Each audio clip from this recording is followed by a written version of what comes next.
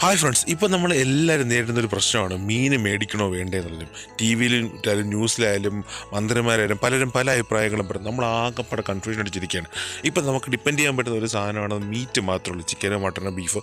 അപ്പോൾ നമുക്ക് ഏറ്റവും എളുപ്പത്തിൽ വാങ്ങാൻ പറ്റുന്ന കിട്ടുന്ന സാധനം ചിക്കൻ ആയതുകൊണ്ട് നമ്മളൊരു ചിക്കൻ റെസിപ്പിയാണ് ചെയ്യുന്നത്. ഏറ്റവും സിമ്പിളായിട്ടുള്ളൊരു ചിക്കൻ റെസിപ്പിയാണ് ചെയ്യുന്നത്.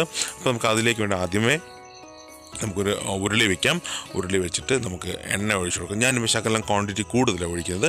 നിങ്ങൾക്ക് വേണമെന്നുണ്ടെങ്കിൽ നിങ്ങളുടെ എടുക്കുന്ന ചിക്കൻ്റെ ക്വാണ്ടിറ്റി അനുസരിച്ച് കുറച്ചെടുക്കുകയോ കൂടുതലെടുക്കുകയോ ചെയ്യാം.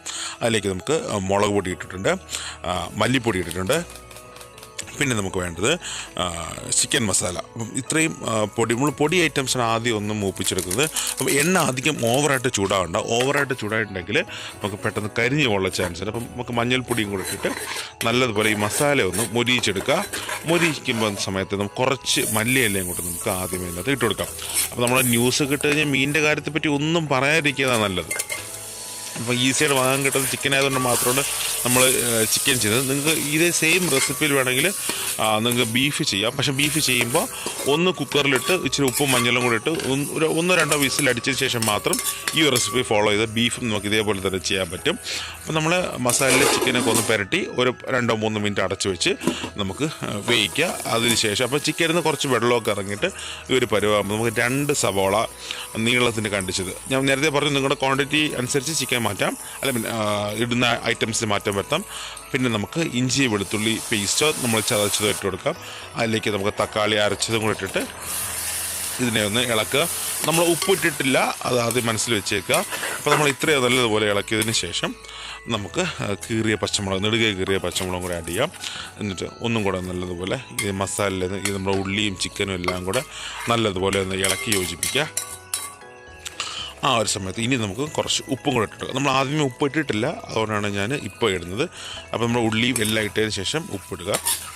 അപ്പോൾ നമുക്ക് എളുപ്പം ചെയ്യാൻ കഴിയുന്നത് നമുക്ക് സാധാരണ നമ്മൾ ഉള്ളി വഴറ്റിയതിന് ശേഷമാണ് നമ്മൾ ചിക്കൻ ഇടുന്നത്. ഇതാകുമ്പോഴത്തേനും ആ ചിക്കൻ വേകുന്ന സമയത്ത് കൂടെ നമുക്ക് ഉള്ളിയും വെന്തോളും. അപ്പോൾ നമുക്ക് എളുപ്പം നമ്മുടെ കാര്യം നടക്കും.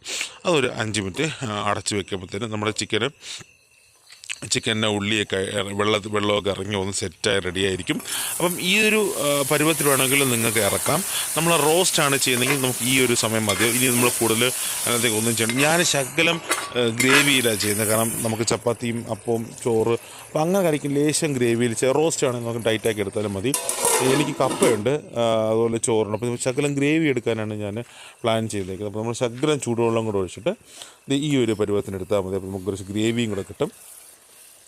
അപ്പോൾ നമ്മൾ അവസാനം ഇറക്കുന്നതിന് നേരത്തെ നമ്മൾ കണ്ടതുപോലെ കുറച്ച് മല്ലിയിലയോ പുതിനയിലയും കൂടെ ഇട്ടിട്ട് നമുക്ക് ഇറക്കാവുന്നതാണ്. ലാസ്റ്റ് ഫൈനൽ ടച്ച് എന്ന കണക്ക് നമുക്ക് ലേശം ഗരം മസാലയും കൂടെ ഇട്ടിട്ട് അപ്പോൾ നമ്മുടെ ഈ ഒരു ചിക്കൻ റോസ്റ്റോ കറി വാട്ടവർ നിങ്ങൾക്ക് എങ്ങനെ വേണമെങ്കിലും നമുക്ക് ഇറക്കാം. അപ്പം നമുക്ക് ഈസി ആയിട്ട് ചെയ്യാൻ പറ്റും. അപ്പോൾ അതിലേക്ക് നമുക്ക് എല്ലാം അടച്ച് സെറ്റാക്കിയതിന് ശേഷം നമുക്ക് യൂസ് ചെയ്യുന്നതാണ്. അപ്പം നമ്മുടെ ഈ ഒരു കപ്പലിൻ്റെ പ്രശ്നം നടക്കുന്ന സമയത്ത് കപ്പൽ വരുന്നു, മുങ്ങുന്നു, തീ വീഴുന്നു, തീ കത്തുന്നു, അങ്ങനെ ആകെ പ്രശ്നമാണ്. മലയാളിക്ക് സമാധാനമായിട്ട് മീൻ കഴിക്കാൻ പറ്റാത്ത അവസ്ഥയിലായി. മലയാളി നില ഒട്ടുമിക്കപ്പം മീൻ കഴിക്കാൻ വയ്യാത്തൊരു അവസ്ഥയിലാണ് ഇരിക്കുന്നത്. അപ്പോൾ ഇതൊക്കെ നമുക്കൊരു പിടിച്ച് നിൽക്കാൻ വേണ്ടിയിട്ട് നമുക്ക് ഈ ചിക്കനൊക്കെ വെച്ച് അഡ്ജസ്റ്റ് ചെയ്യാം. മറ്റൊരു വീഡിയോയിൽ കാണുന്നവരെ ബൈ ഫ്രണ്ട്സ്.